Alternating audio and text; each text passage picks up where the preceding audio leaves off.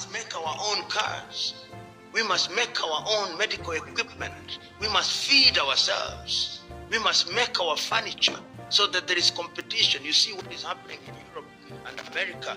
The Europeans are making Airbus. The Americans are making Boeing. The Chinese are making their own plane. The Brazilians are making Embraer. So we must not allow slavery and colonization to be a permanent excuse.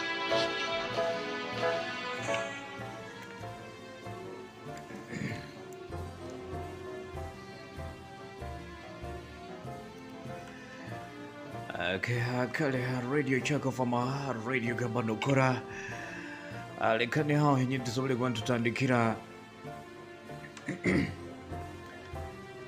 yes Kakensa eyekire kyati lekao henye notsobole kwa tutandikira ingaje na kuliriza radio akaire nkakanu kenyini dakika probasire and of course Kakensa earth and beyond made for the minds. Atro hanu pora akurantu agendo maiso akurantu kuhereza and of course no kwetegereza embera ko kwekubani rubatamo abanyani wagaje kula radio abanyakuli omuzonde zitali zimo na zimo and of course ne mugendo maiso no kondera Kakensa wepale mudokoborohwa no kondera kaire kakano kinyine ebiro byokwezi nebyabiri na bibiri kwezi kule niko kwa munana mwaka 2024 niko tuguli basatu timpora era ne otu wagwikyao mpora tugusenjuza nagwo mujja kusanga tugwikizeyo nambiri gwine kuba nikugenda Kakensa earth and beyond and of course niko tuli hano mpora niko tuli hano mpora kuranti atuwatunulira nokutera tochi munsonga okwetorola ensi yona akutwaliza hamwe amnyoni wanganyakula radio akaire kakadu kenyine nsonga nyingi munezi tugenda kuba tutunuliramu nanye banyoni baita baliyo ne batondera amukutu gweto gwa YouTube aonahojja kuba nogendaho amukutu gweto gwa YouTube that is Kakensa News Network genda YouTube sera Kakensa News Network automatically ojja kuba notufuna live and clear at the same time na Facebook turokurugi mno irahojja kuba nogendo maiso kuba notufuna malidada omulingo kuisana koga alekonyekeze nsobole kuba nintandikira nokuchenchola ensonga ezekire kya hati mnyani wanga akuliriza radio ekire kya ijo atupereka hano nyagendo maiso nokuba ninkugambira nti abekitebe kino ekya FDC bakyaine ensonga ezikubatalibaniza mu kitebe kyabo bintu bingi mune bitakabaire kuba nebiterekera hasaidi yabo in the FDC agakurugayo niganyoleka nti ekitebe kino ekya FDC ya saidi eya Naja na Nkumbi ekiro kibairege kya ijo barugeyo gabayikiriza ekitebe kino ekikwekulembera wekitenesa Patrick Oboya Muriate barugeyo gabayikiriza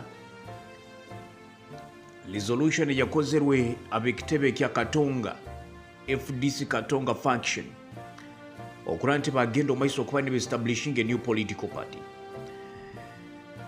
concerning the colleagues abasaidi yakuli Naja na Nkumbi abakatonga bakagenda bafukora resolutions omuli resolutions ezibakozere hakaba hali mu resolution yokuranti bagendo maiso nokumakinga sure nti nabatandika ekitebe kyabwe ekya polipo era ekitwagambire nti ekibakwetaaga kuba ne batuwara n'omukalu akaraba ne kagarukaho 2026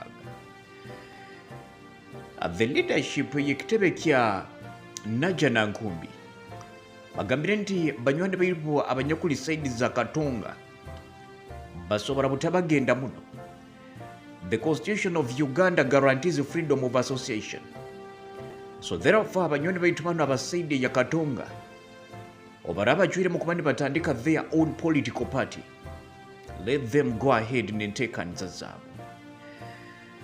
Wekitini sa Patrick Oboya Muriata asekeri LGBTJ basaidi yabo ya Katonga abo kudissolvinga FDC during their Monday meeting yabaire biro byokwezi 19 and of course at the delegates conference eyibaikalize agambye nti the leadership at Najja Nankumbi was the only one that was authorized okuba ne badissolvinga FDC.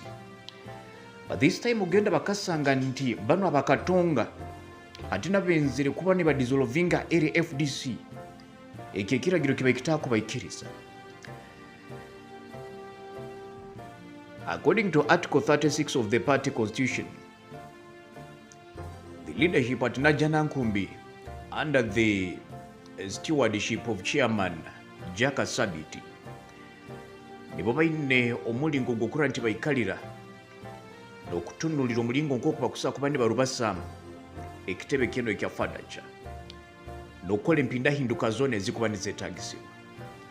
Now, amulala nagamba nti Dr. Kakensa ayikaire n'ageza okukola nti yatanishinga ibara lyabo, ayikaire n'ageza okukola nti yatanishinga ibara lya Nandala Mafabi, ibara lya Oboy Amriat okuba nabatwala as the peg boys, abantu abakutwala obuntu obutoitotoito, nti bano bakagenda batwala omutete gw'ensimbi omukaro akaibiri abiri na gumo bakakolesa sente za President Museveni kuba ne basiira akaruru ekibagamba nti kikaba nikihenda ebiragiro. Ekitebe kino ekya FDC bashiwalingira abahagizi baabo bagamba nti egwerundi kigwake kyonna ekigenda kuba nikikolebwa kiri kimu bajja kuba nibagumiza muno okukola nti batwala ekitebe kino ekya Fadacha mu maiso, era nti FDC tekujja kuba negwa nekiro nekimu. Bashiwalingira abahagizi baabo that FDC will remain alive kandi egumize muno okuba nekola emirimu yayo. Besigye n'ekitebe kyabwe kya Katonga bamazire enteekaniza zoona kuba ne bazihaho engalo, era they plan to form a new political party, era ne batwoleka nti babayimazire okuba ne baguringa buli kimu kyona ekikwetaagisibwa hanyuma ya consultative meetings ezibakozire ezali spearheaded by Dr. Kakensa. So bino byona nibyo bibaheriza amaani bagamba nti leka bagende harubaju bafominga ekitebe kyabo. Besigye butuma tugarukaho enyuma hali mu kwezi kwa Kataano akaba tugambire nti there may not be any need yokukola nti the Katonga faction formulating ekitebe ekindi eky'ebyobwebembezi ekyo akaba akyangire kandi akaba atakwetaaga kuba ndekiriza nti FDC nti galimaze baku ekitebe kiki yatandikire kyenyini nti kiriyo nikigaruka kuba nikeyawukaniza. Musajja mukuru nno over time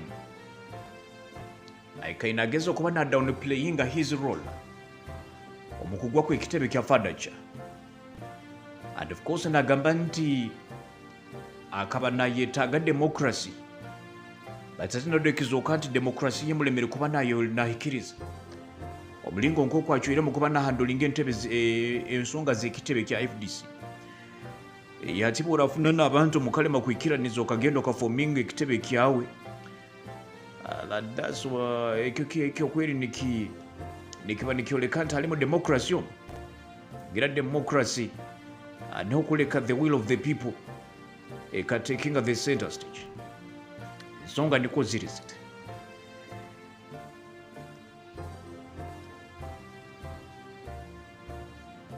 Bajja olwabula government bakyaine olusozi olw'amaani muno olwabaine kuba ne baharamba omukasumi kano akatulio ntwolekeramu obuntwetekaniza n'akaru akaibiri 26. At the moment ntura nti ebitebe bingi muno biriyo nibigenda omaiso okuba nibigendaho, era tubegenda olukurata olw'ebimu ebitebe eby'opposition bainikizoka nti okitenesa Joseph Kabuleta yandibali like a new kid on the block. Omusajja ondikizoka nti yandibatandike kuba nagaininga political favor okuruga mu bekulembeza abatale bamu na bamu, era tuwandirula Joseph Kabuleta ow'ekitebe kino ekya National Economic Empowerment Dialogue are becoming very prominent within the opposition circles. Abo rubajja ruhabura government tibaine kabakwetaaga kukola batamuinvolvingire. This is making him more prominent. Aikaina attendinga conventions nyingi muno. Era n'aba FDC bali nibagenda omaiso okuba ne batendinga olukulatu lwabwe lw'ejweri. Joseph Kabuleta akabaala okulungimu. Ab'ekitebe ekya Uganda Young Democrats Alumini Convention bali nabo nibagenda omaiso okuba ne bakola akabaali okulungimu. Thanksgiving wekitinisa mpuuga akabaali okulungimu. Sharing platforms n'abikulembeza abalubajja olwabula government bayingi muno. And of course bino byane bibani byongera kura nti byamuteeka lulengo lwa haiguru. Musajja mukuru Joseph Kabuleta wekitebe kino ekyanene. Embeera nekwe kuli bateete mu kitebe kino ekya Fadacha. Agamba ata Gerald Amoti kabiri nti Bramukizo okay the OBs and OGs of Kagada Academy, especially Pafra and nawe abakaina abaituba sajja bakajjanka amanya baliyo. Welcome to the show. I'm listening live in Tororo. Webale muno setu mapasku okuba nodere ntekanza earth and beyond kaire kakanu kenyine. Leka tsobole kuba ntuyongerayo anokuchenchula ensonga ezindi. Leka tsobole kuba ntuyongera okuchenchula ensonga ezindi. Era aho nyikiriza tsobole kuba nturugaho henyini atsobole kugira twatunulira ebintu ebindi nk'okubikuba ne birubatamu. Enganjani akuliriza radio omudakiika buli ne burubata mpora era nkura stars ento akwata omudakiika 34 wakaraba mu saa 8 ezihango eryekire kya hati kamunyani wanga ajja kula radio ogenda kunyikiriza turuge hawo atsobola okuba ntweyongerayo n'ensonga ezindi munywani wanga akondere ntekanza agenda kuweereza alipoota enyagenzero maiso okuba neturuka ekwatagaine na status y'abantu mu East Africa and hamna Uganda omulingo nk'oku mwine enteekereza ezigenda kuba nezisanaisana obwire obudde.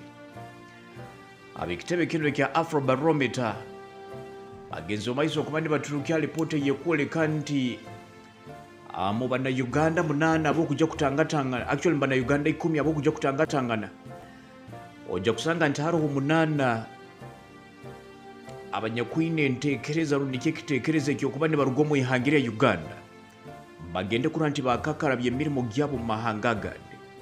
Now this is representing 79% habwa amahanga gona aga East Africa.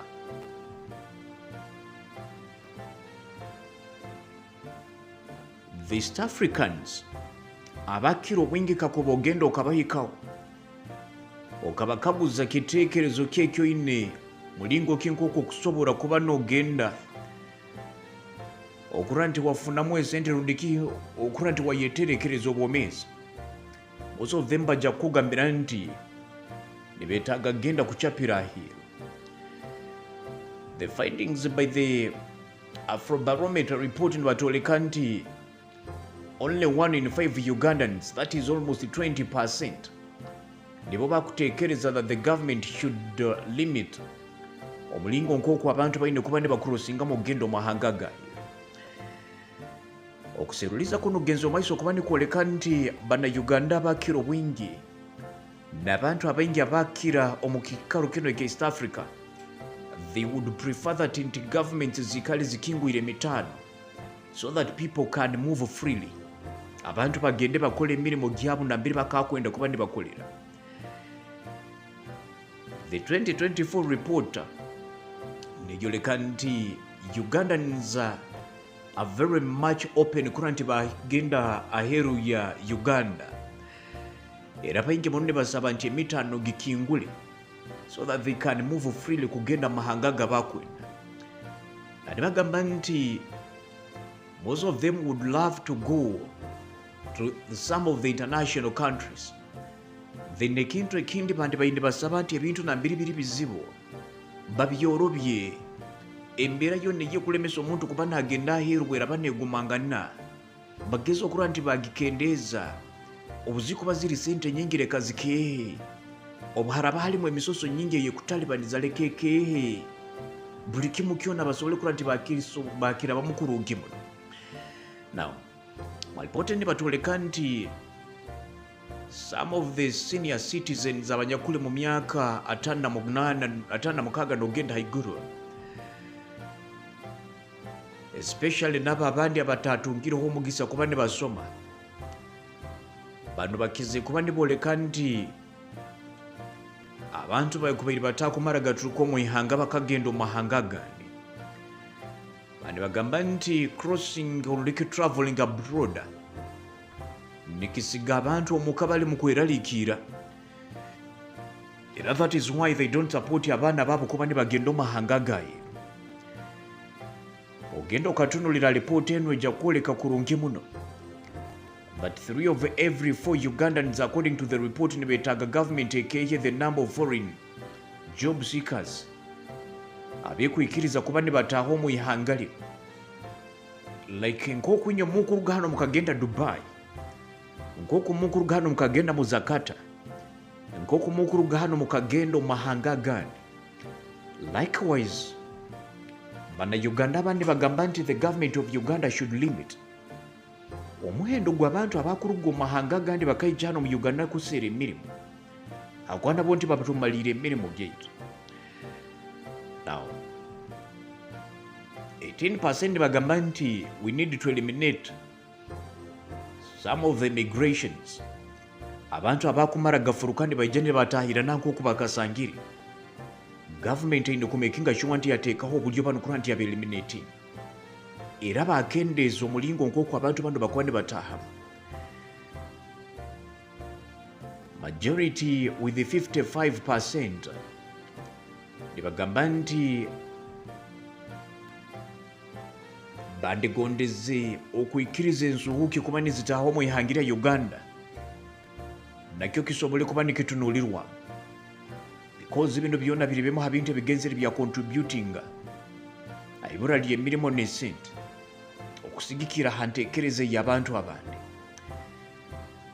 Findings ezigenzera omaiso okuba nezikolebwa nizoleka nti the Ugandans who are currently unemployed abatalina emirimu ne basaba nti hakiri baherezebwa omugisa bagende bakolereho mahanga agahiru gamba nka mahanga ga Buharabu.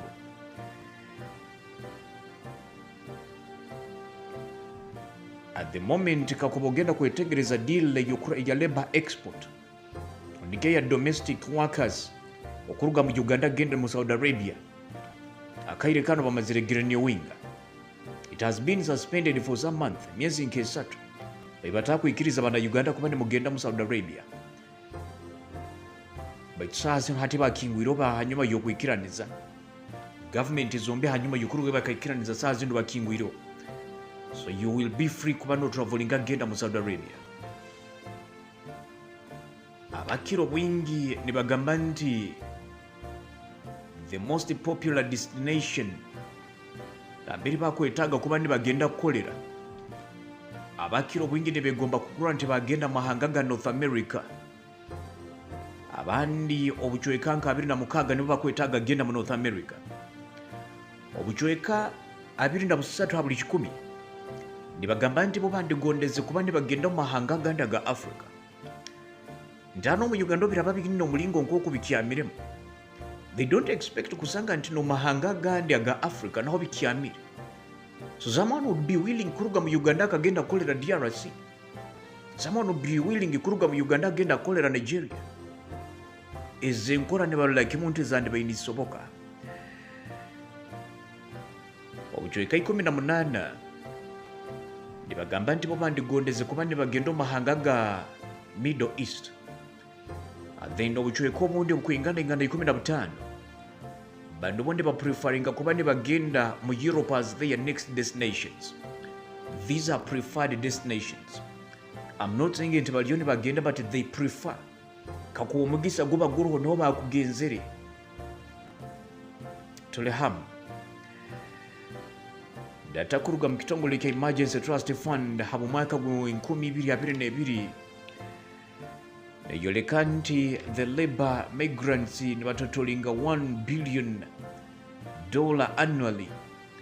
Balipoti neyoleka nti abantu bengi munne bakira kuba ne baruga mahanga gabo ne bagenda mahanga gandi, especially in the Middle East,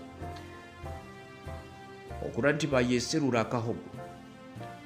Abandi muli bane bagamba nti baikainde bagenda maiso kuba ne baruga mahanga gabo through human trafficking, ne babatorokya butorokya. Zine ebintu ebindi ebikizire kuba ne bitalibaniza when they go for these jobs abroad. Abakiro wengi they face sexual abuse. And of course abandi babe exploiting muno. Omuntu osanga ine kuba nakora mpaka kukulira kubi. Omuntu nakola essaaha 16 ekiro kimu. Wegamba nti abana nosanga bali mukolera hana ali kwejamani.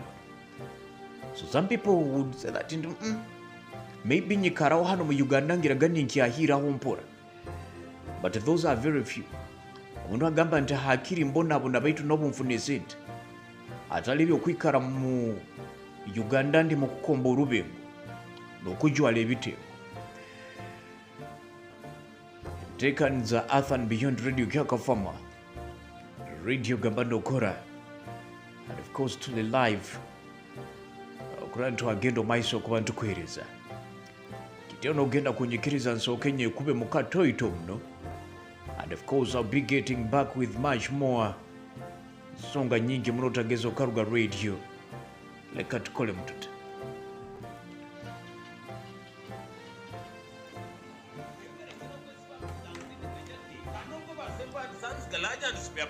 Baro kudabiriza chiruka chawe ukatera gumuka simbura aba Sempa Sands Garage and Spare Parts bine spare parts za buri muringo ahabwe bike byazapfa byona emira yazapfa mbika byona oyiro mbika byona epiya unetaga engineers ya gitwara yo bagidabirize aha kabeyi kace mununga eri yo kwenda kwego kanika zayo bakwegese ubo mukuguka kongoriro kandi tubakomera honkana bagusa kandi bagaraka bagure byomere nkebihimba ebicori nebindi byona bashango matawune yakera aha ruguto rwaza kinoni ningo gambe nabaya no tumushanjo mukaga emwe atano ni 5 not emwe 50 ne ya no tumushanjo mushanjo 8 atano ni 2 kinana not mwenda manyaba Sempa Sands Garage and Spare Parts na batereza byawe egaraka busya oshana ngubwo wacemburra ovurumura.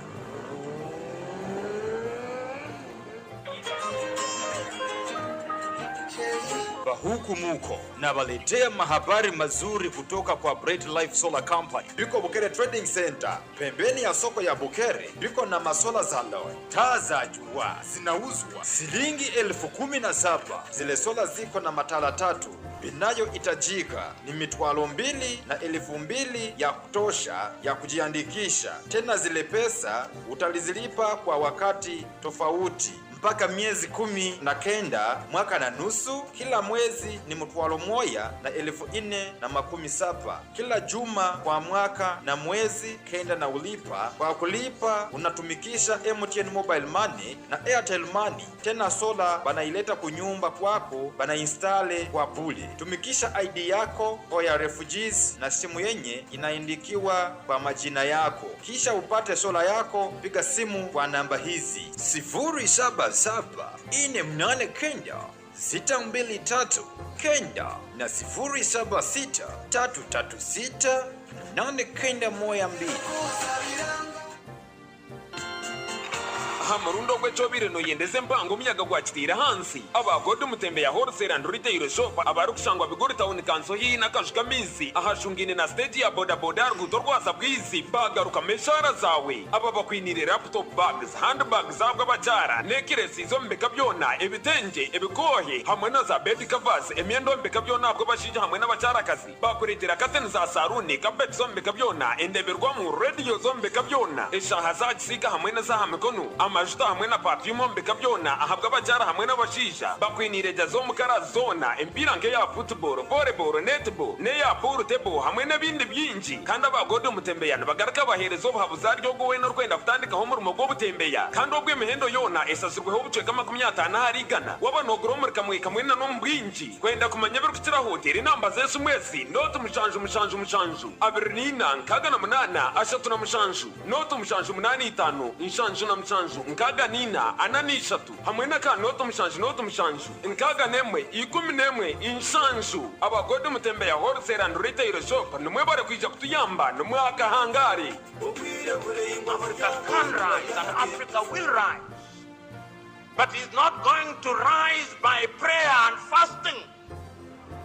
We must pray and fast, but it will not happen. Because the last time I checked, even those of you are believers, when Abraham was taken from Ur of the Chaldeans and given Canaan, it was not on a silver platter. He had to fight the Canaanites. He had to fight the Philistines. That is the nature of divine instruction. Go ye and subdue the world by the sweat of thy brow. Mobile Radio International.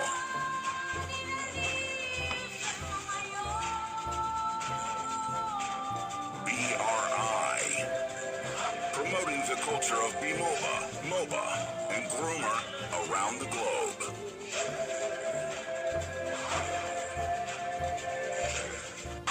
Agent program Earth and Beyond NC okuhingurana kwayo. Honorable Deputy Speaker. Yes, Honorable Member. I'm worried that this minister that we pay so much, Minister Maite Maite, she's sleeping in Parliament, and with that position, she's going to fall. And the minister would have fallen. She's still sleeping. Honorable Member. She's still. I don't know what's happening. Respect African societies and their values. If you don't agree, just keep quiet. Let's manage our society. Then we will see. If we are wrong, we shall find out by ourselves. When I'm watching on television and I find our leaders who should have been working together all along to address these problems that commonly affect their country, wait until they are invited to go to Europe to sit there and just, it's like they are made to sit down and address their problems. Why does anybody wait for that? What image does it even give about us, about Africa? The program Earth and Beyond. Should I stand every day, take everybody to court? You say a lot of things about me. Should I do so? If I were you can take me to court. No, nami ngiyakhuluma. He's answering this you, Honorable Malema. Honorable Malema, it's not your turn. Honorable Malema. Point of order. Honorable Malema. Speaks here. This is our house. No, Honorable Malema, you have asked your question against me. Program Earth and Beyond NC okuhingurana kwayo olwokubanza mpaka olwa gatano shaho munana mpaka shayi kumuzomwe abazi tekanisa Earth and Beyond NC nokuhingurana kwayo.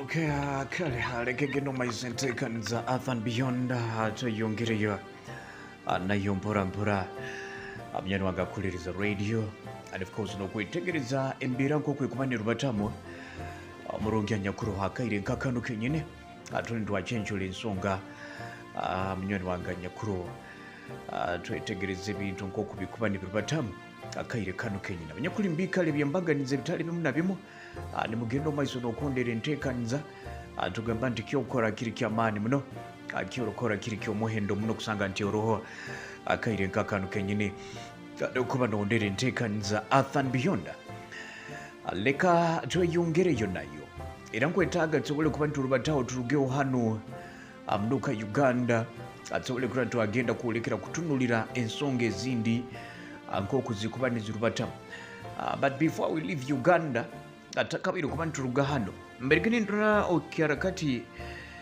Ruth nankabirwa ekire kya ijo Actually, yes, it was yesterday. But announcing that Hangira Uganda tuliyo tugenda omaiso okuba ntutunulira omulingo nk'okutwa kuba ntufunamu amaziba agandi agamagita odikyamu nabitu kusa kuba ntuyiha amafuta. Ruth Nankabirwa Nyakulinka, Minister of Energy and Mineral Development, abengena agamba nti ekireka ejo Uganda eriyo neexploringa regions ezindi ibiri nabitu kusa kuba ntuyiga amafuta. Agambirige banyamakuru that they are trying to conduct preliminary exploration studies omukikaro ekya Moroto Kadam Benson okwasesinga the hydrocarbon potential nyakuli mukikalo ekyo. Na okuzikira ali Nankabirwa nagamba nti nibetaaga okulwa nti bagenda omaiso okuba ne bafuna amaziba agandi for commercial oil and gas mu bicoeke bya Moroto.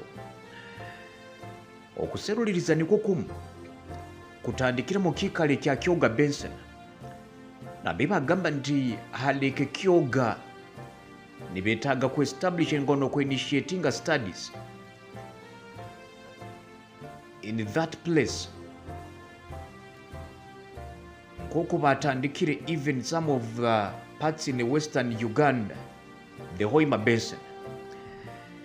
Eihanga saha zino tutunulira ha resources za barrels ezikuingana 6.5 barrels of crude oil.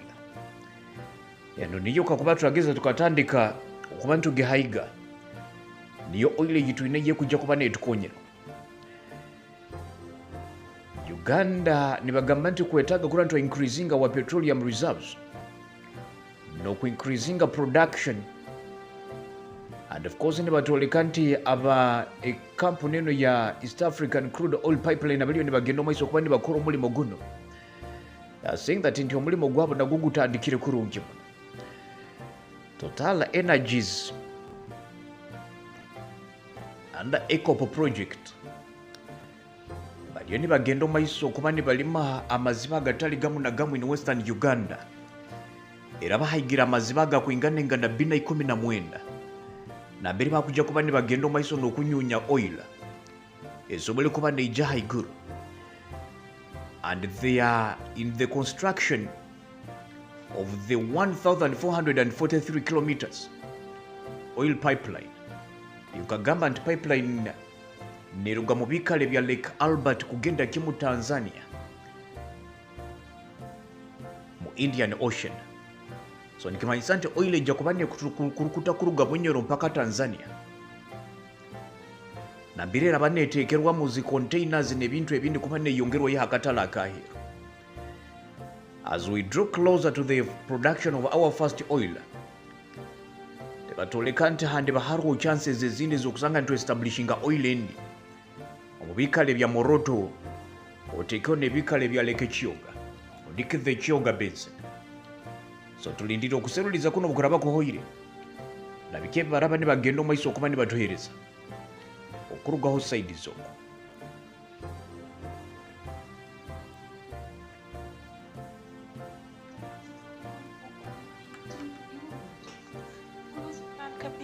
The Minister of Energy and Mineral Development made the announcement on Wednesday.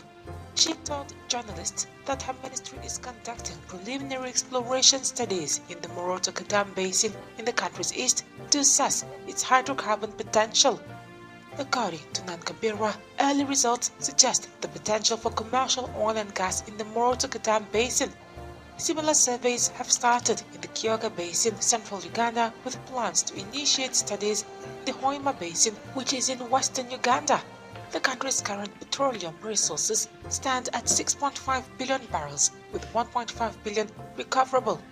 Speaking in Kampala at the media briefing on the developments in Uganda's oil and gas sector, the energy minister listed the objectives of the exploration efforts: increase Uganda's petroleum reserves, extend production. Oh, yes! You are listening to Earth and Beyond. Earth and Beyond.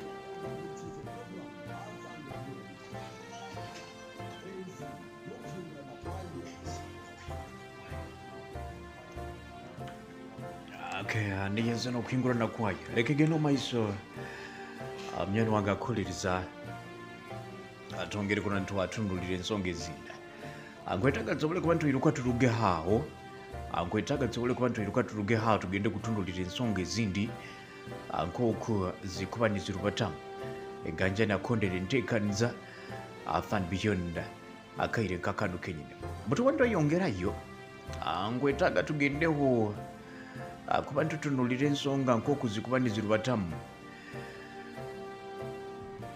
hali omundu omwihanga erya Sudan omwihanga erya Sudan a gavumenti ya Sudan erige yagenda omaiso okuba netwoleka nti akaire kano ebimotoka akagaba buyambi ebya World Food Program bisimbire olukara era bikurosingirige byataha mundu omwihanga erya Sudan ne baruga ha saidi eyekikale kya Adre Border neihanga erya Chad motoka zino zichwanganizegeze jazataho mwihanga erya Sudan era barige balesere obukonyezi bw'ebyokulya okura nti babutwara mu bicoeke bitali bimu na bimu especially ebikale bya Darfur nambiri baliyo ne batinisirizibwa ekihe kyenjara omukiikale ekyo.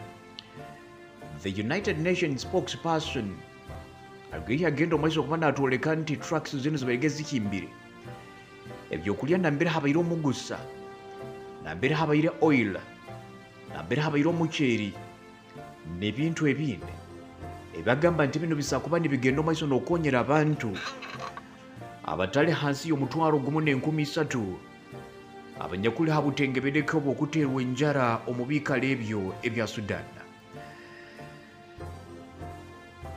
Omukiikaro ekya Kerenek kino kiri ekiikaro ekinyakuli mu burwa musano bw'ekiikaro ekya Darfur UN egamba nti abantu abakwikara omukiikaro ekyo bali kubi muno era nti saidi z'okwo obusaho omuntu owakusobola kuba nayeegulira kamere naho kagura kaaha embeera enyakuli yo yonna eri mu kweraliikiriza abantu nibeetaaga bwetaaga bukonyezi.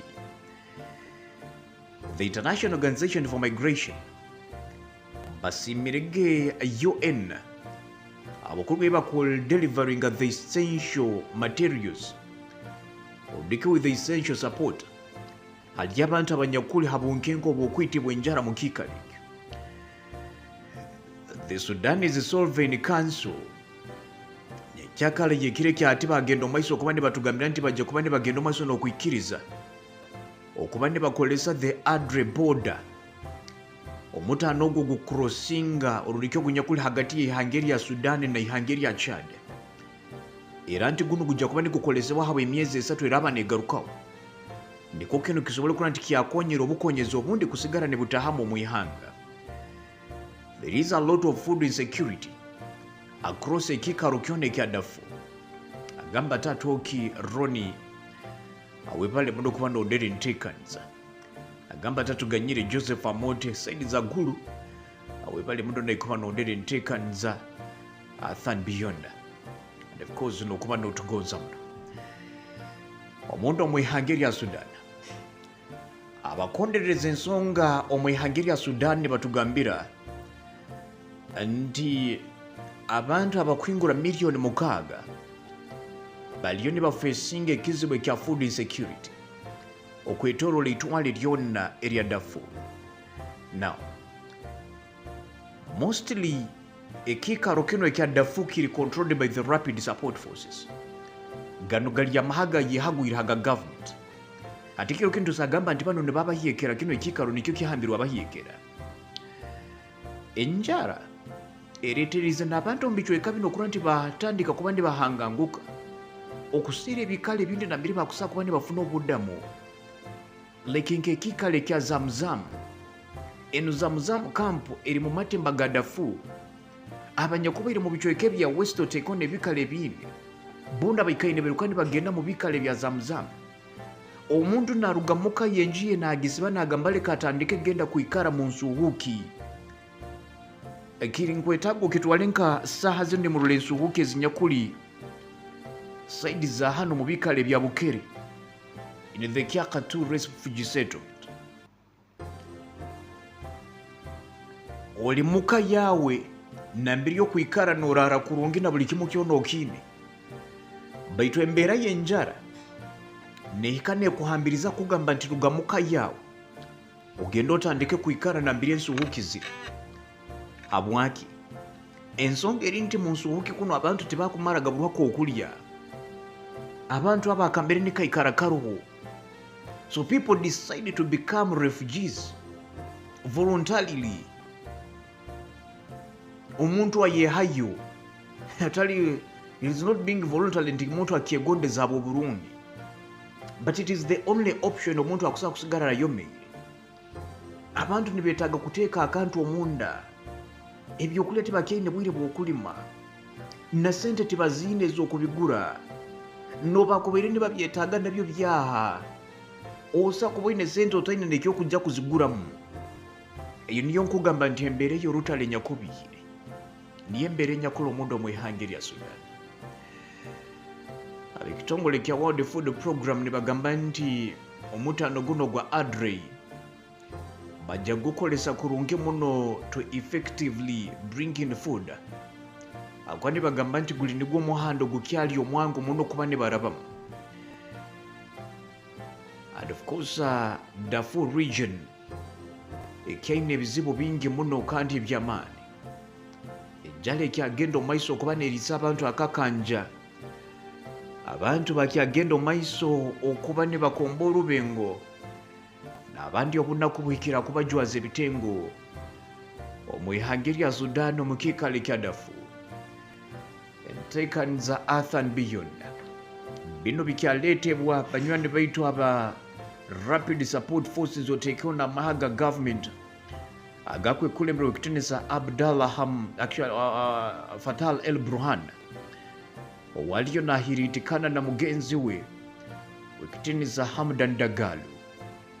Niyo embeera enyakula mu ihanga eryo erya Sudan when waita akondere Kakensa Earth and Beyond.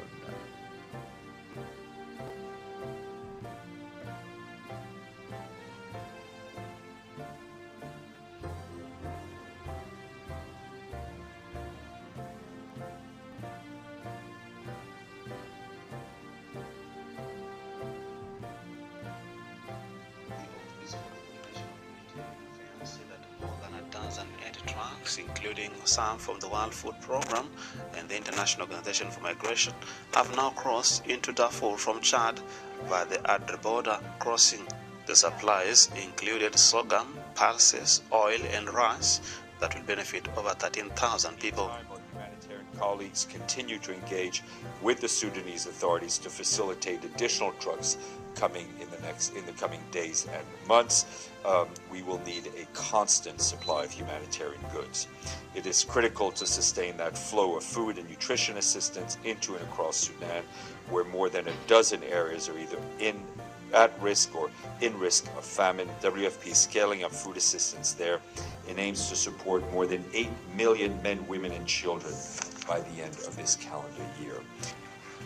Darfur, just like any other region in Sudan, has seen widespread conflict that has been as a result of two waging sides.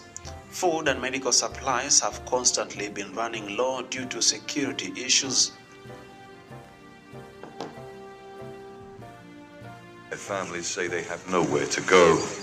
They fled violence that's killed thousands of people and forced more than 10 million from their homes. Now, they're building temporary places to live, houses made from mud and clay. Every day we hope the situation will improve so we can return to our homes. But the situation still looks the same. This is a transitional phase. We will see if things improve and if we can return. But I think that staying here is better for me under all circumstances. Fighting between the army and the paramilitary rapid support forces started in April last year, when tension between their two rival generals descended into armed conflict. The UN says the violence has caused the world's worst hunger crisis, with an estimated 25 million people facing acute hunger across the country, and famine has been confirmed in the northern Darfur region. Some of the fiercest fighting is around the besieged city of El Fasher, with a population of around 2 million. It's the last city under army control in western Darfur. UN and aid agencies face huge security and logistics challenges.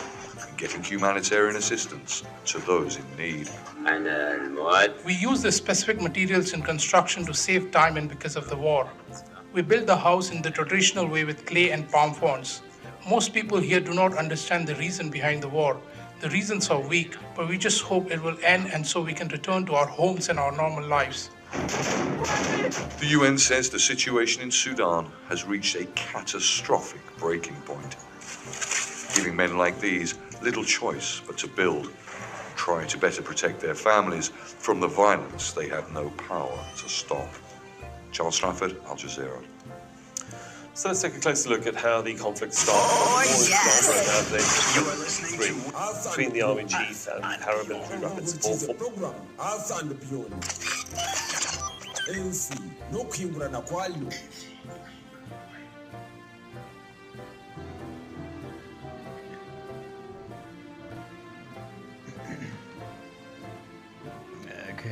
Lekegeno maiso Kakensa Earth and Beyond lekato yongere yonayo akurata atunulira ensonga ezindi nk'okuzipani ziribatamu enganjana kuliriza radio dakika burubasire ankura bikwase dakika buna saa mwenda era nikuwa kairi kali nikagenda kati mpora mpora amnyoni wagakuliriza radio bintu niko biri bityo mundo mwihangiri ya Sudan embera mwihangiri ya Sudan tekabiri kuba nesembera ogonze nakatoyito konka ebintu bekabiri kuba nibisemera ogonze nakatoyito bintu bikyatalibaniza abasajja bakalema kuba nibakiranganiza mulingo kinko kuba ino kuba nibalwasamu obwebembezi omwihangiryo alyenye lya Sudan amnyoni wanganja kula radio so bintu niko biri bityo okugenda kuba nindugayo atsobole kuba ntoyongere Kakensa and of course nokutundulira ensonga ezindi nk'okuzikuba nizirubatamu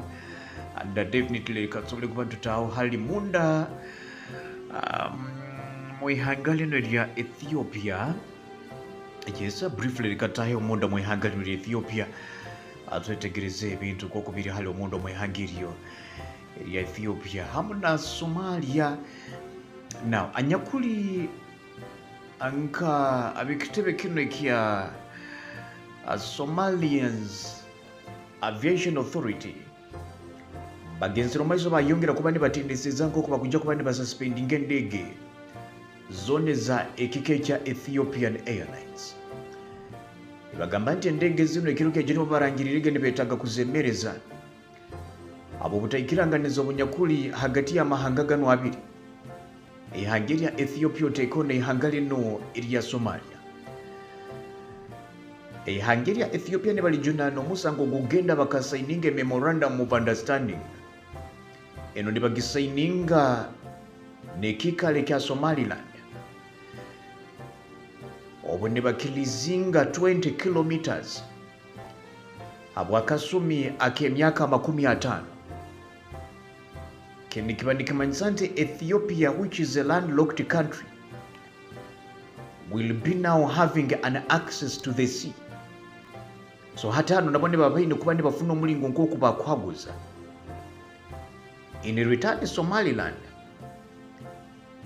eyagenzere yirangira to be independent from Somalia omwaka 1990 negamba nti Ethiopia will become the first country kuba negibimanyira Becho nicho kyonka bakwenda. And the moment Hungary Ethiopia libamanyiri kagamba yes Somaliland mulihanga. Bo aba Somaliland bali winning kuba ne bahonga yekichweka. Ekimu habichweka byitaka lyabo.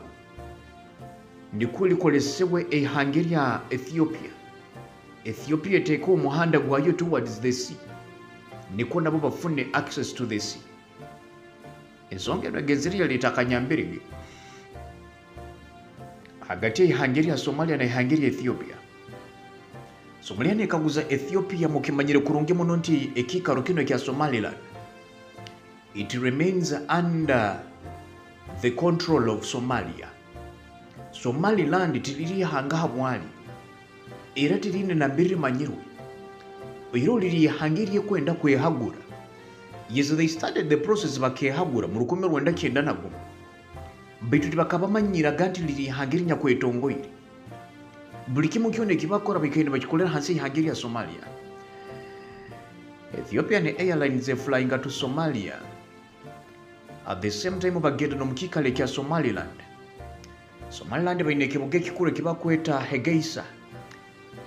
Era baruga bagenda Somalia mu kibuga kya Mogadishu and other provisional cities mu kibuga kino musole mwehangirya mu Somalia.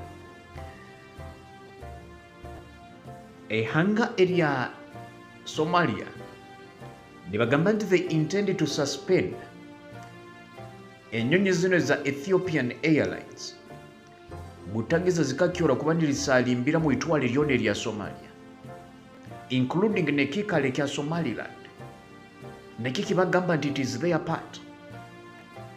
Ekitongole kikujunanizibwa n'ebyensalamuyaga mu ihangirya Somalia ekya Somalian Civil Aviation Authority ne bagamba nti kampuni eno eri kampuni y'ihanga, eno kampuni ya Ethiopian Airlines eri kampuni y'ihanga, it is not a private company, it is state owned.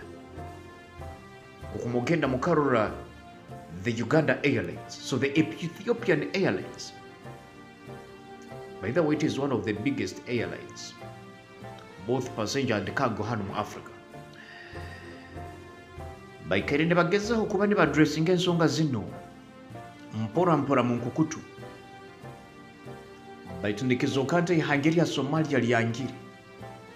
Somalia ebaire nefuna mu akasente akakumara kurugana hasidi ya Ethiopia habwe ebintu ebikaire ne biraba mu Somalia ne bigenda mu Ethiopia. Baitu bugendo kasanga nti akaire kano ihangirya Ethiopia nibetaga kuba ne bafuna their own way to the sea. Somalia ejja kubeta kyakora ijuka Ethiopia tebaine muhanda ogwine kuba ne gubatwara to the sea. Ethiopia eri landlocked nkoko kula ihangirya Uganda, eyeterwe Somalia, eyeterwe Djibouti, then kule iguru haliye hanga gani. That is Somalia. So they don't have access to the sea. Ukumugisa tibagwine. Actually haliyo kuli ihangirya Eritrea. So Eritrea naine runningira kimu northern part yone ya Ethiopia ne gimarayo, meaning that ntate Ethiopia nesigalere hagati. That's why all along kano ulira haro utaikiranganiza between Ethiopia and Eritrea. Ethiopia kabanela kimu ka Eritrea kakagitahira muno bakabaino kuba ne batema butema ne batahamu. Ihangirya Ethiopia kumanya bali bagezi bafuna akachweka kano aka Somaliland akanyakuli in the Horn of Africa akakwetaga kuba nikechuwa hale ihangirya Somalia niko bakoragane nako kabafunira omuhanda kabaguzi itaka basobole kuba ne bakisesinga the sea.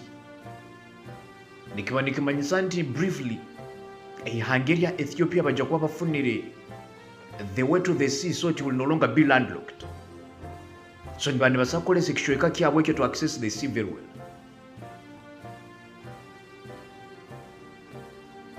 That is the Indian Ocean. Ethiopia kasangwa egereza okuba neyetaga kwengejinga ihangirya Djibouti, as they wanted to also find a way omulingo nkoko bakusa kuba ne baguramu ekishweka kyeitaka bakisesinge the Gulf of Eden okura nti bataha mu stretch eyo. Ethiopia has tried okuba nenyigiriza ihangirya Eritrea bafune access to the sea, to the Red Ocean, actually to the Red Sea. Nayo bakaba ne betaga bafuna hakahanda ka makutu because amahanga gano gona gagietoro ile negaraka amacheki. Apart from that, nira kimunta ino obusobozi bwo kudeveloping ekikaro kyo nekikuba kigerezibwe.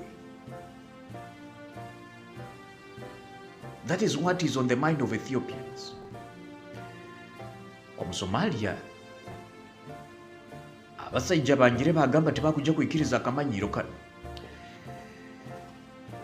Era ne bagamba nti kutandika nekire kya nyenjia tinibyo biro byokwezi 23 okwezi okwa munana busaho ndege nemu kurugo mu ihanga erya Ethiopia ya kampuni ya Ethiopian Airlines yegenda kuba nekirizibwa kuba nesalimbira mu mwanya gwa ihanga erya Somalia.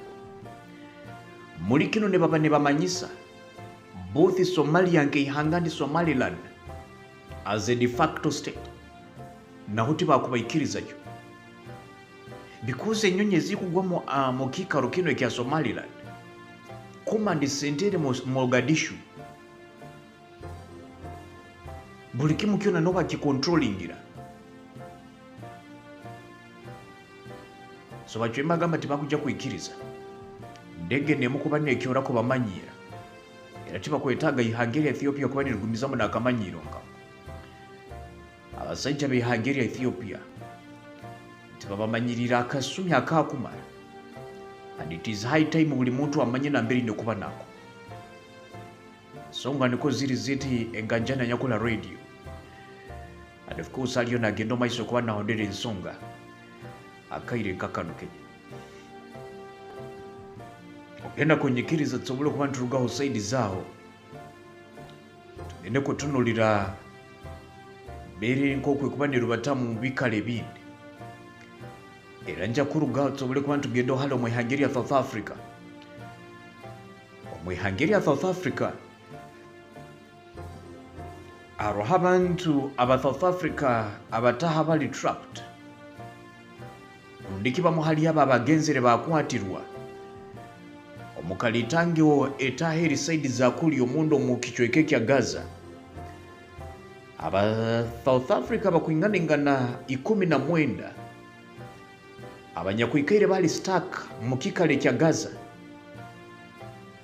since the start of the conflict bakrossingirege bataho mu ihanga erya Egypt era nambere barugirege basara bamalende batahira kimo mu ihanga erya South Africa. Anyakunika spokesperson our Minister of Foreign Affairs mu ihanga erya South Africa Kakensa Clayson Mayera atugambire genti abantu bano bakacrossinga bataha omundo mu ihanga erya Egypt era nti kibabeererege kyangu nga government y'ihanga lino erya South Africa coordinating na banywane babo ba Egypt bakamakinga sure nti abantu babo bagaruka omuka. It is said that in South Africa abantu bano bakaba bali left behind bakaba taine mulingo gona nkoko bali ne basakurugemu mu kikale kya Gaza. It was tough for them. Ijuka ntaro akasumi na Amerika ikira mahanga gakiro wingi gachwamuga gamba likagakwatega yeya abantu babo. South Africa ikagezo kuba ni yeya abantu baitu abandi bakakuamirayo. The Israel-Palestinian conflict okurugira kimwe biro byokwezi musanjo okwezo kwa 10 na saa ya ate olutawone lukyahina abantu abakwingana engano omutwalo gumu n'ekichweka ne bo bayisirwe. These are Palestinians.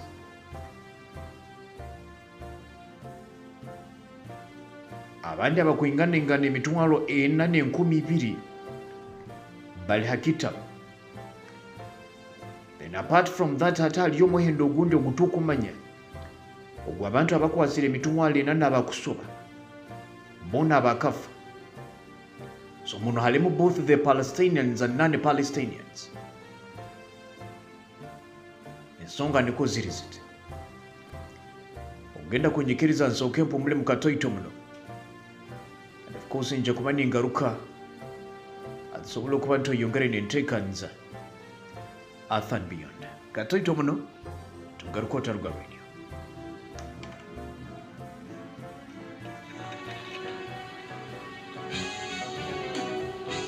ngwiri werta werire yiziba bireryo neryendo gano aba Bosco General Merchandise abarukushango muri Chakatu Bukere Trading Center mukono kwa buryo aha muhanda gukuzo mu taxi park bakuretire ibintu byo kweta ngwiro nk'amazuto mbikabyona agabana abajarakazi abashijo mbikabyona ibyo kunywa baberesiro mbikabyona nkabia soda amizi n'ibindi byona umwanya baguresiro mbwinji umucero mbikabyona shukaro mbikabyona nakahungo mu namba zona bakwinireza bune yesano hamwe n'iyemiti engano buto bagikuretiro mbikabyona ebitabo n'obucumo mbikabyona ubwo bakuretire byo kurya byona n'ebyacakara byona kandi ubwo wagura mbwinji ka transport na kabusha otiriho no kuguriza akabeyi kake munonga tera noti umushanje 88 noti 2 12 28 neya noti umushanje mukaga chenda nina atano ni 2 nkaga nemwe na mimi nitanunua pia kutoka huko. Kaburisho bwo cha FM radio eruko yonjora kutaraga bisheka bitane bimwe na bimwe erukutambuza program ya Chak FM Parliament bwanyuma yo kwitorora ibyanga byona abantu bakagumiza muri basima hat program y'itwaro mugombore ya bigongwe omuchaka north nirisa kuba ryo rwa mukagoru ebiro 24 bikozo kwa munane kuba ebiro 24 shayina zakasheshwe shangambuga nkuru ezegombore ya migongwe mwishe mugabwa nabebebezi banyu babagambira ibintu babakorire nebye bari kutebekanisa kubakora imwe bari kwenete bezitari zibone zimwe nimwacirwa ninyonjera kubiza ntokwatobwire nekintu kikuru munonga. I have a very big God. 44 years of transformation of lives, 44 years of preaching the gospel and extraordinary manifestations. Nations are gathering. Congo, Rwanda, Burundi, Kenya, Tanzania, South Sudan, all joining Uganda and the entire world. Regions are gearing up. Bunyoro, Ankole, Mbarara, Chigezi, Kulu, Buganda, all joining Rwenzori region in preparation for the World Evangelical Ministry celebration of 44 years of goodness and mercy. Dr. K.L. Dixon and Pastor Gladys Lubeka and the entire ministry invite you to join us on the 31st of August 2024 at Christian Fellowship Cathedral as we give thanks to the Lord for how far we have come. Our invited chief guest is His Excellency Yoweri Kaguta Museveni Tuhabuga, the President of the Republic of Uganda. Don't miss experience upon experience with several gospel artists from distant places and here. Expect miracles, signs and wonders. You are all invited. Our political, cultural, and religious leaders, business community, different entities and organizations, all believers of all religions. You can't afford to miss this great celebration of 44 years of World Evangelical Ministries. Put on your dancing shoes and remind a friend to tell a friend. See you there.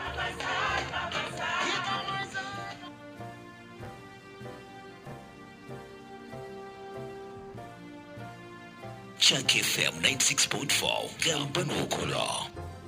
President of the Republic of Uganda, retired General Yoweri Kaguta Museveni.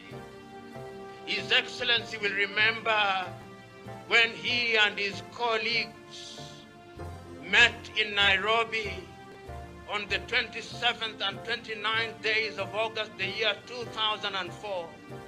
And Your Excellency will remember then you issued a communique on the 28th day of August. And you'll remember then, Your Excellency, that many statements were made. You will remember your colleague, the President of Kenya, then the late Mwai Kibaki, saying that indeed East African community is significant because we cannot continue to divide a people who are culturally joined at the hip. You will remember your colleague, the late Benjamin William Mkapa, saying, we cannot afford the luxury of disunity because a united East Africa will create a common market which will ensure that our people realize their goals and desires. Your Excellency, you are the more dramatic of the three on that day. You said, and permit me to remember what you said, that we cannot allow East Africa to continue to be balkanized, nor can we allow Africa to continue to be balkanized in 53 countries which are weak and which are incapable of negotiating with other parts of the world. We must stop that balkanization.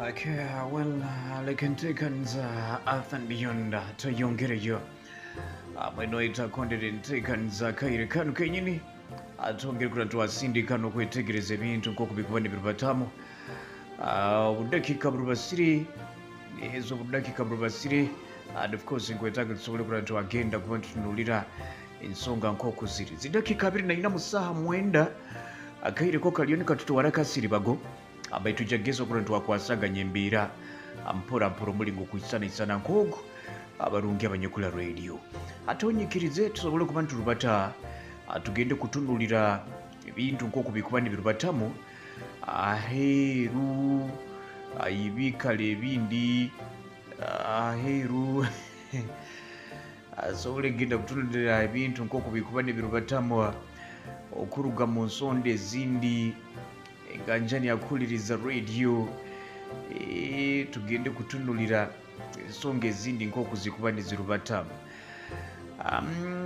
mukuruga hano leka tugende kutunulira ebintu nk'oku biri kurugaho side za hali omwehageria South Africa gaina not even South Africa leka tusobole kuba tugendeho hali omwehageria Zambia omwehageria Zambia aboko baliyo ne bagenda omaiso n'okwekokora hali ebyo byekugambibwa nti haroho ebikyoli ebyagenzere ebyaleetebwa omwehangerio erya Zambia and of course ebikyoli bino bikaba birimu obutuwa era ne batwoleka nti embwa ezikwingula 200 zifiire abo ebikyoli ebikuyisanaisana nk'ebyo munywani wange akuliriza radio akasaale kagenzere kahemba kasale kagenzere kahemba omwehangerio lya Zambia era na alarming number of 400 dogs zigambe wakuba nizo zifiire omwehangerio lya Zambia anyuma y'okulya ebikyoli ebinyakuli contaminated n'abantu abandi bali hakaleboolebwako okuferwa obwomeezi bwabo okusindikira lagato okutunga kuruga omwehangerio lya Zambia oikitinisa Elijah Muchima omwabakugu omundu omwehangerio ageza omaiso okuba natwoleka nti samples maziro okuba nizitwalibwa from the milling companies nambiri ebikyoli bino byagenzere byatererwa era basangire nti basangiremu exceeding high levels eza a poisonous substance yekuturukibwa akawuka akafange ebikyoli mwehangerio Zambia we can say that it is their staple food nk'okwinywa hano abandi mwine staple food yanyu biri nk'ebitooke abandi mwine muhogo abandi mwine ebikyoli abaneka akahunga n'ebyokulya ebindi bikuyisanaisana nk'ebyo omwehangerio Zambia bakizire muno okuba nibalya akahunga k'ebikyoli that is their staple food. It is becoming a very great concern abo abantu omwehangerio erya Zambia abagenzere bafuna ebyokulya bino ab'ekitongole kya World Health Organization ne bagamba nti bafunire evidence yekwoleka nti ebikyoli bino bairemu ekirungo ekitukweta nka aflatoxin era nti this is a substance enyakuli poisonous era nesobola kuletereza omuntu yafuna kansa yekine omu bwomeezi bw'omuntu ab'ebyobusobozi mu ihanga erya Zambia bagamba nti batandikire kuba ne baseruliriza n'okwetegereza the supply chain ebikyoli bino ebyagenzire byarabamu. Embwa nyamwingi muno ne bagamba nti basangire zifiire. Ebikyoli bino birabikire kuyita embwa tukumanya abantu obarasigara.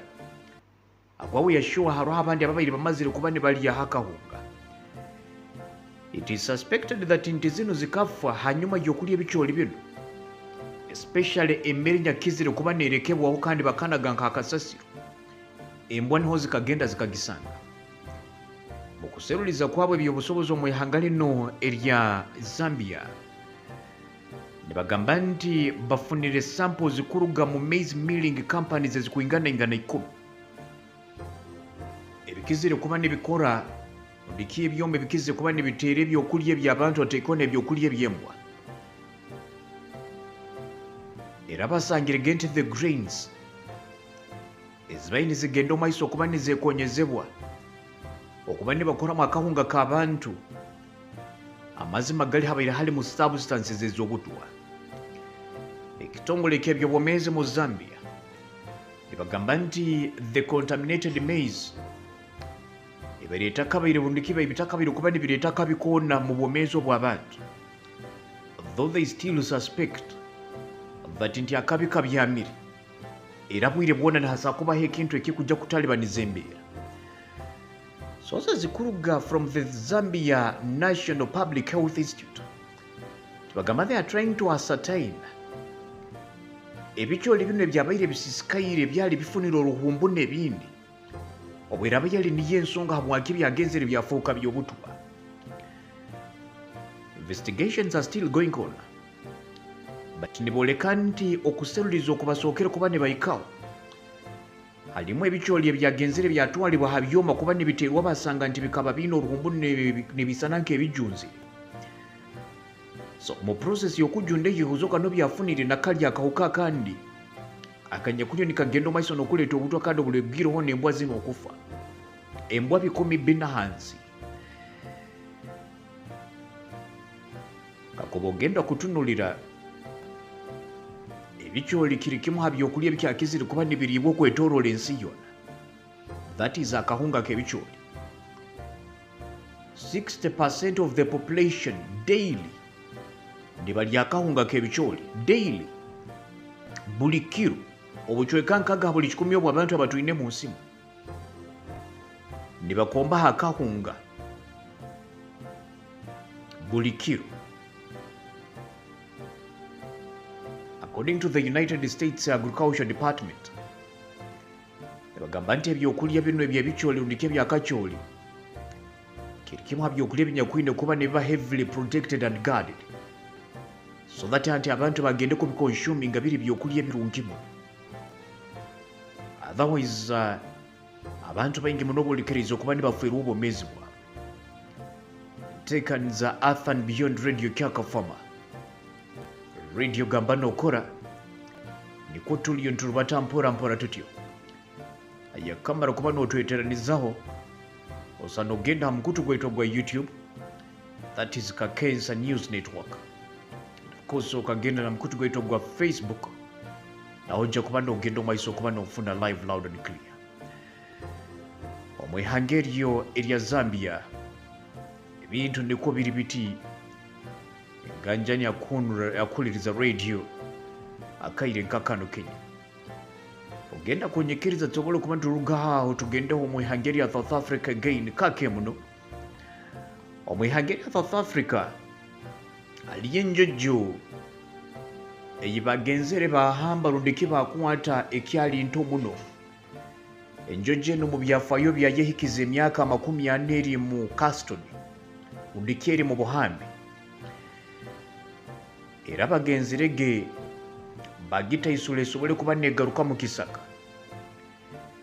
Enjojo eno enyakumanyirwa nkakyali bakagikwata omwaka gw'1984 ne bagiha mu Zimbabwe from the Hangwe National Park. Enjojo eno ekaba ine emyaka 2 egy'obukulu. Enjojo eno bagitwara kugiteeka mu kikale kya Boswell mu South Africa era bakaba bagitrainingire okuperforminga obukodyo obutali bumu na bumu omu myaka g'20 bakagitransferinga bagiteeka mu zoo, that is the National Zoo halo mu Hungary, South Africa. Emyaka ebaire neyongeraho enyuma ne batwoleka nti enjojo eno ebainegeza okuba nesindikiriza okulwa nti yataisuwa abw'obwomeezi bwayo ekahika yaipoleka nti yandigondeze kuba negenda kweteranizaho enjojo ngenzi zaayo. Ekire kyakabiri the EMS Foundation abakizire kuba ne barwanira obugabe bw'ebisolo bakadivulcatingira enjojo eno okulwa nti yataisulwa yaruga mu captivity ekabeeta boherwa nti eri nkomo, but the fact that nti ekabeeta akusobola kwetaayaaya, the fact that nti bakabagihira hali families yayo ekabeeta akusobola kuba nekwatagana n'enjojo ngenzi zaayo, it means that automatically ahi kabeeri in captivity. Ne batoleka nti enjojo eno egenzerege yahika in its new home omukikaro ekya Lipompo,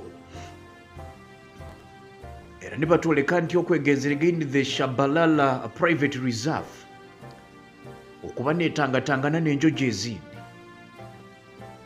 Nekigambibwa nti kino kihondeire hanyuma ye government ya South Africa n'ekitongole kino kikulwanira obugabe bw'ebisolo okumala emyaka baliyo ne banegotiatinga omulingo nk'okwo enjojo eno yoboolekere nti yeriyo nebonaabonesebwa. Hazo eno kyali ebaireroho n'enjojo ezindi era ekabeeroho n'enjojo ezindi zikuinganinganaina nambere hali n'ekyana kyayo kyennyini, zino zoona zikafa era yayongera yasigarawo kusanga nti ekabeine enjojo ezindi ezibaali bagireeteire kale nazo zaahika zaafa. Enjojo eno kikagireetereza kurora nti yahika kwenuuba era bayi bataine kibagiragira ekakola ekahika yagenda mu kwediima yaboleka nti ejuwahire neyetaaga kugaruka mu kisaka. Omwaka gw'2019 there was a concern that nti enjojo eno ekwoleka signs nti ekabeeri distressed. The South African National Biodiversity Institute nibo baali ne bagenda omaiso okuba ne baraninga zoo eno bakagyangira bagamba nti ekabeeri yo negeza okuba neyegengesa empyaka.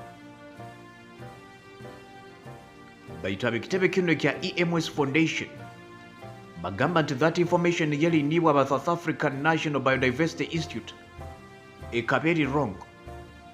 Bwebakobaire bali bakugu mu kusoma ebiteekerezo by'ebisolo bandi baine bakyetegereza nti enjojo eno ekaba etandikire kuba neyediima ekibatayanguhire kuba ne beetegereza. Ekiro kibairege ekyakabiri ekya wiiki eno enjojo eno bagamba nti ekwasirwe omuhanda yagenda era bagitayisuirege kurungi muno bagigamba genda ofuna independence.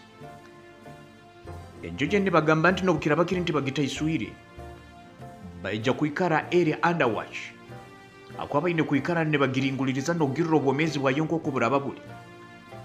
It may not be easy habwa enjojo eno kuruga mu bantu nambiri ikaire eri na setup yikaire ikairemu ekaruga mu bantu kandi ekagaruka mu kisaka automatically naheja kusanga yebizibu ebindi.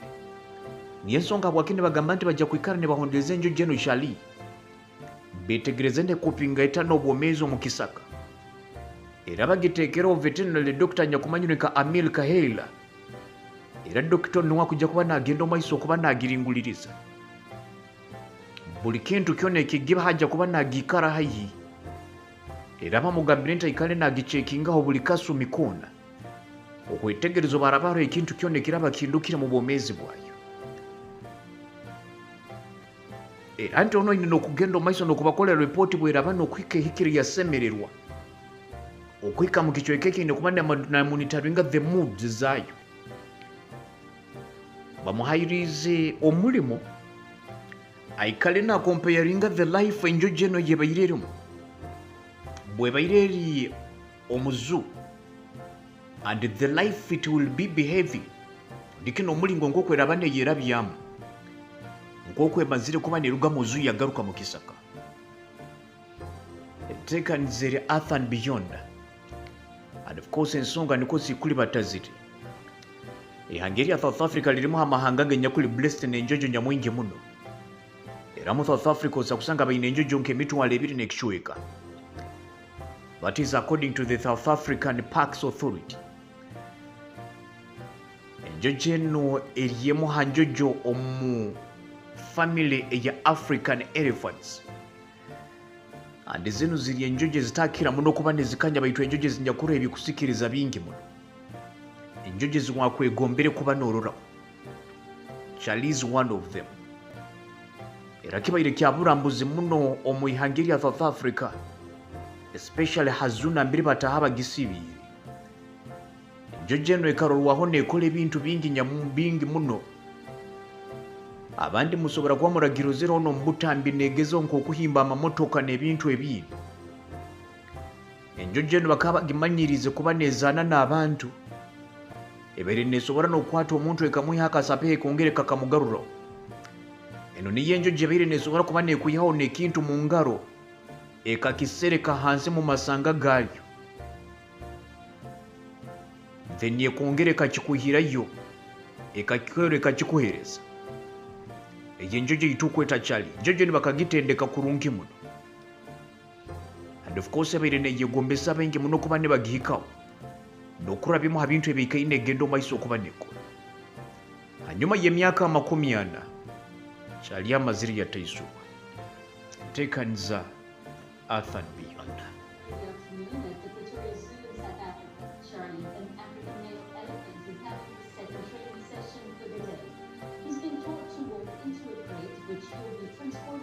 To his new home, 207 kilometers away at the Shambhala Game Reserve in Limpopo. We work only with positive reinforcement. It means that first we meet, then I need to win his trust, that he's not scared from me, that he is trusting me, and then everything that we do is only when he wants to do it. The Zimbabwean-born animal was captured in 1984 and brought to South Africa as a circus elephant when he was just 2. He then joined the zoo 23 years ago, where he became one of the main attractions. But now, thanks to the hard work of activists from Four Paws and the EMS Foundation, he will finally be set free at the age of 42. There is a special boma and enclosure built for him so that he's protected, because in the sanctuary in Shambhala they also have other elephants, so we want to give him the time and the freedom for Charlie to decide whether he wants to be part of the herd or he wants to live on his own. Charlie is basically the first one that we are involved in, but we will look at engaging with other zoos and hopefully be able to release a whole lot of elephants that are currently in captivity. The impending release coincides with World Elephant Day, which highlights the plight of these majestic animals under threat from poaching, habitat loss, human-elephant conflict, and mistreat in captivity. What a better way to celebrate than to be trying to introduce an elephant that was in captivity to a more natural lifestyle. Nothing could be greater than that, and would show the world that elephants really do need a lot of space in order to be healthy, and we hope that Charlie will enjoy his new life. Charlie's new adventure will be closely monitored as he's prepared for his golden years. Elephants usually live beyond the age of 60, and it's hoped that he will still have many years ahead of him in the freedom of the natural beauty of the Shambhala Game Reserve. Chilishara 6. You are listening to Earth and Beyond. Earth and Beyond. Which is a program, Earth and Beyond. NC, no kimbra na kwayo. NC, no kimbra na kwayo.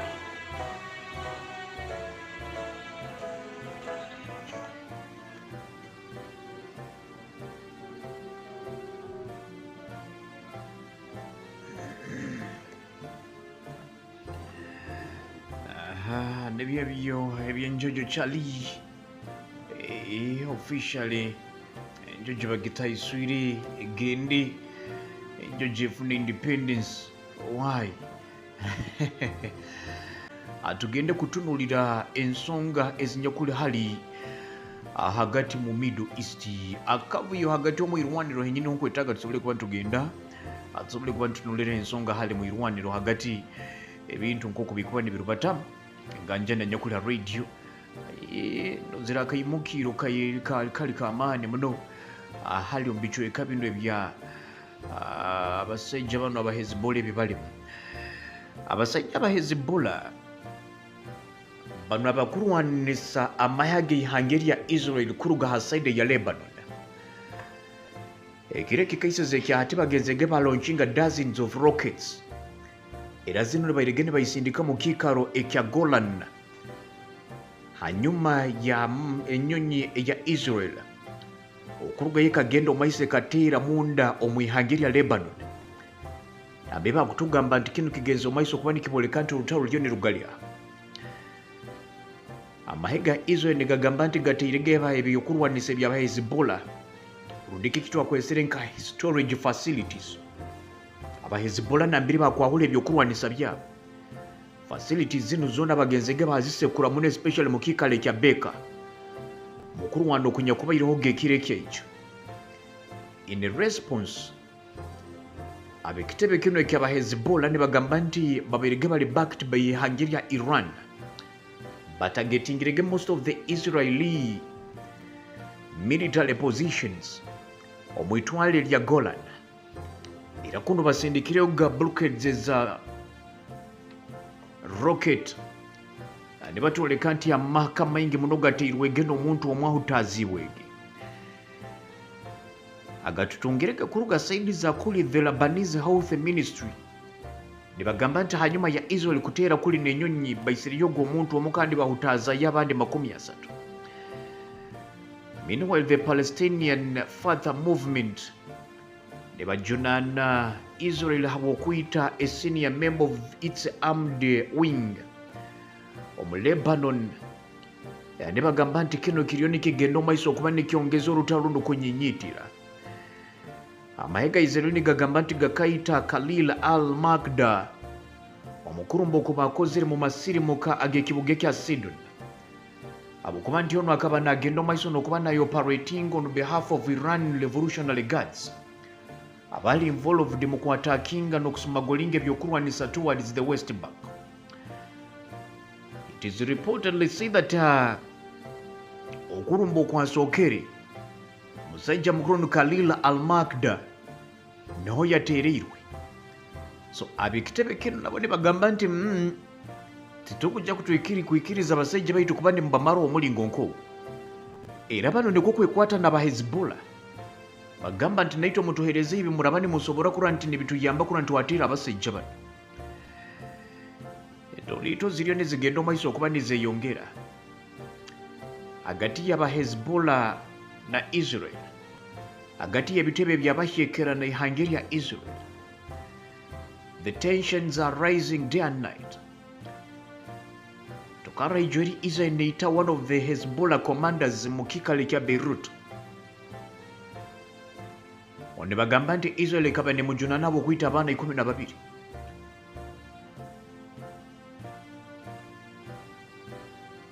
So fani batoleka nti abantu abakwingura 503 nibo bakaitibwa mu Lebanon. Among them halimu abantu ababulikiro 13.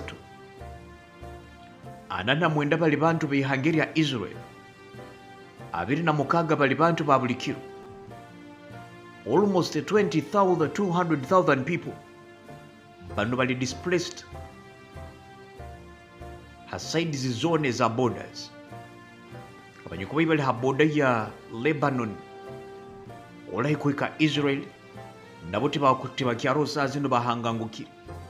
Aba Israel bonka abanyakuba iri ha border yo nabo saa zino bahangangukire.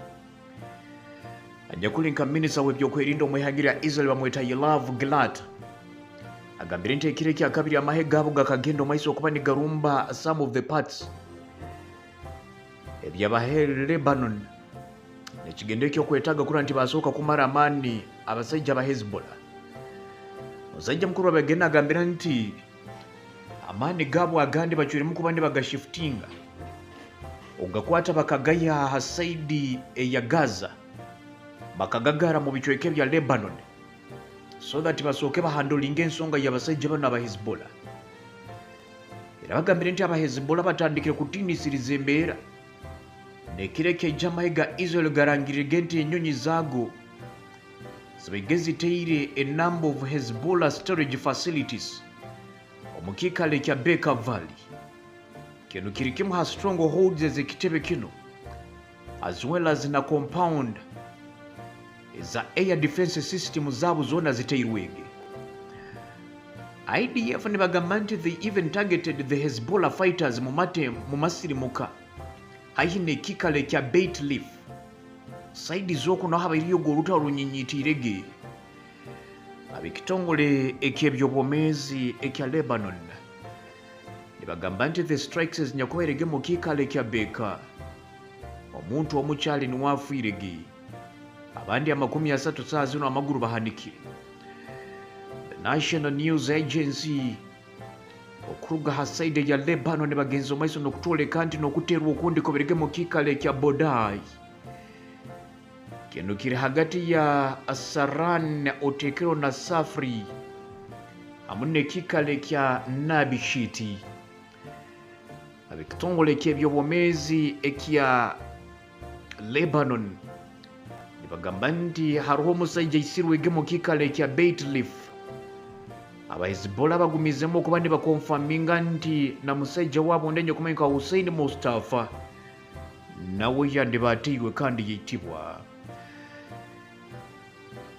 Amahya ga Israel galonchingirege zitukweta nka projectiles ezikuhinkingana nka 50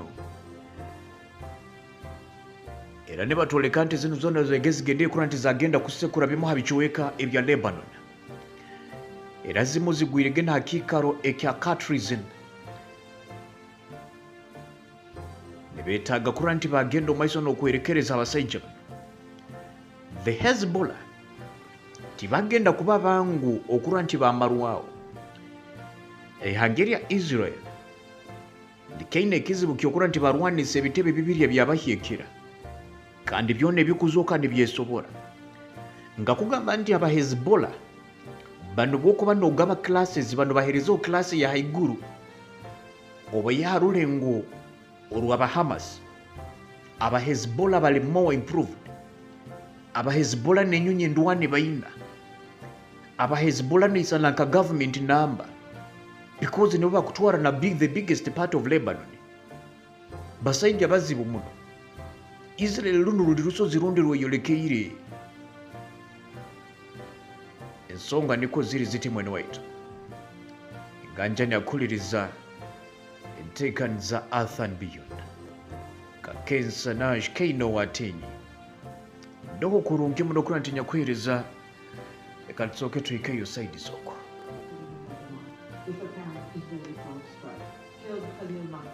A commander of the coalition of Palestinian armed groups, the Al-Aqsa Martyrs Brigades.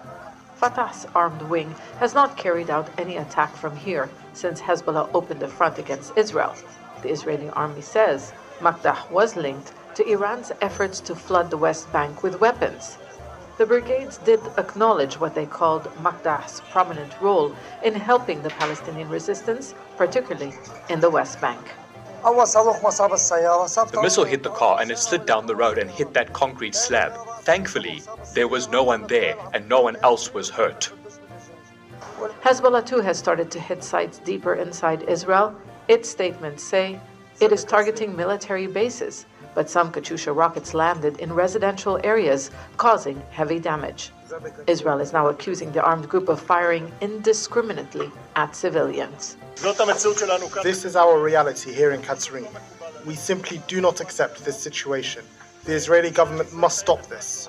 Israel says it is shifting the focus of its military operations from Gaza to the northern front, while the defense minister Yoav Gallant describes the latest attacks deep inside Lebanon as paving the way for potential developments. Israel's media says the Air Force struck 150 sites in 3 weeks, focusing on arms depots as well as rocket and drone launchers, and a few of them in the Bekaa region. That's in the east of the country, close to Syria, considered a logistical base for Hezbollah. This conflict triggered by Israel's Earth and beyond. Earth and beyond.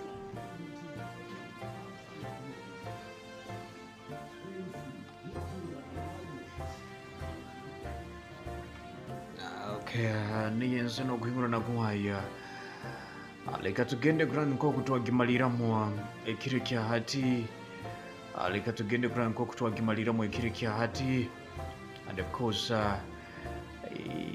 katulire nko kutokusa kuba ntumaliramu ekiro kya today tuli mugenda kumaliriza enteekaniza ekiro kya hati ndozirawo omusajja mukuru JF Kennedy Junior Robert F. Kennedy Jr. Kuzooka aliyo naye ndaga kudropinga his ambitions ez'okwesimba ha ntebe y'obwa president omwihanga lya America. Ijjuka nti sofa inyo mumanyire ba Kamala Harris na Donald Trump baitu musajja mukuru ono aliyo naye simba rundiki abaire n'enteekaniza y'okwesimba as an independent. As much as nti baine ebitebe mwihanga lya America n'aba independents ne bayikirizibwa kwesimba omunda mwihangire lya America. Now, Robert F. Kennedy aliyo na planinga kura nti yaruga mu race nekwasobole kuba nagenda omaiso n'okwenda osinga okitenisa Donald Trump. Era niyo plani ayakwine. Kennedy ali mwana wa kasatu mu baana ba Robert F. Kennedy. Era abaire nakonzenga gamba nti ajja kuba namaliriza ku enteekaniza ze zonna na kampeyini azemereze ezabaire ateekanize kuba nakora mu kiikalo ekya Arizona oteeko n'ekiikalo ekya Phoenix akiro ekya nyenki. Media outlets ezembaganiza nambere hali the New York Times, CNN, ABC oteeko na NBC boona baruge bagenda omaiso okuba nibooleka nti musajja mukuru Kennedy abeesere bagende mu lukurata aliyo n'agenda omaiso okuba narangira nk'okwo ebintu abirugiremu. Era yeteekanize kuba nayemeera ennyuma ya Donald Trump balyoke basagasa akalulu ak'omwaka guno mu Novemba niko bagende banyenye emiti ebijuma biragale. Opinion poll zikaine zigenda omaiso okuba nizooleka musajja mukuru Kennedy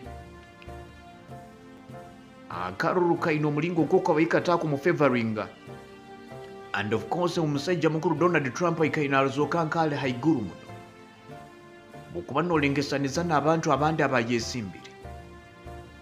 Kennedy ne bagamba nti abaire naageza okuba n'ataamu ku challenginga Harris but nawe ahikire yapima amaani ge yarora nti ekintu kino kyandiba kimulekere, so he needs to formulate a coalition rulika na alliance na president rundiki former president Donald Trump. Sensonga niko zemerire ziti era kitulindirire lya ripoti nk'oku musajja mukuru Kennedy ebintu bino araba nagenda omaiso okuba nabirugamu. Mugenzi wange anyakulya radio araba ha telefone sobali kuba ninduga hano akaire kano mbalekere enteekaniza ezindi akwetaaga y'essimu nka ibiri zonka niko nyambuke nooti 3945576 na nooti 7242438 tusobole okuba ntweyongerayo. Radio Gamba Hela wayitwa ekitinisa nayikuliriza mwene wayita ego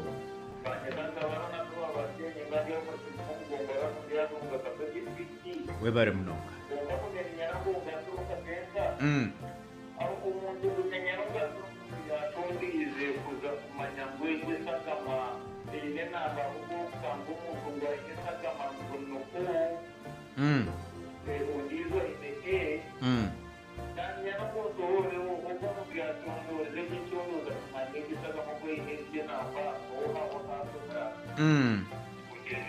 kare bambe. Okay, radio hello wanjisebo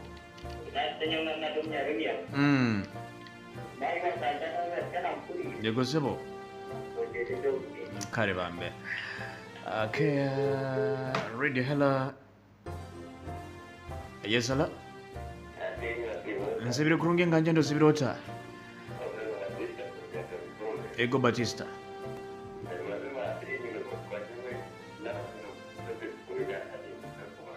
Wanji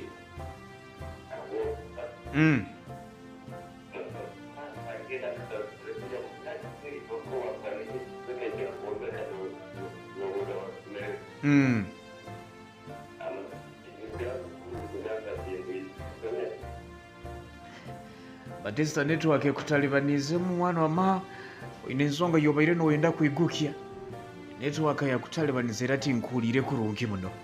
Anyway, munjikirize nsobole kuba nendugano mwana wange akagwiza ensonga ya blood groups. Ensonga ya blood groups it goes way far. Mu myaka egyo 1990 nibo twasookere kuba ntunula abasajja basookere kuba ne baleeta zino emboozi za blood group. Actually blood group ezasookere it was A, B and O nizo basookere kuba ne badiscoveringa mu 1990. Era ogwo akaba musajja mukulu ajali amanyirwe nka Carlo Landsteiner niwe yadiscoveringire ebintu ebya blood group. Maybe one day atulijja tugenda omaiso n'okula ntiwasoma ha blood groups zino omusaahi ogwoine biki ebyoine kuba noolya biki ebyotaine kuba noolya endwaire ezoine kuba nonihira ebintu byona noboine kuba nobibara haliho esagama ez'abantu blood group y'omuntu nedetermininga n'endwaire ez'okurwara. Hati for those of you abanyakwine blood group O, especially O+, naye tulijja twetegereza bwakwine blood group O+.